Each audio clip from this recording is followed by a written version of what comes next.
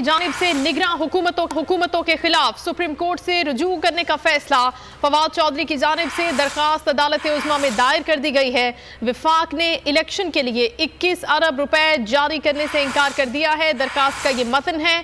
आइन के मुताबिक 90 रोज में इलेक्शन कराना आइनी तकाजा है। आइन निगरां हुकूमतों की मयाद में तोसी की इजाजत नहीं देता। दरखास्त में ये कहा गया है निगरां वज़ीर आला को फौरी इख्तियारात के इस्तेमाल से रोका जाए।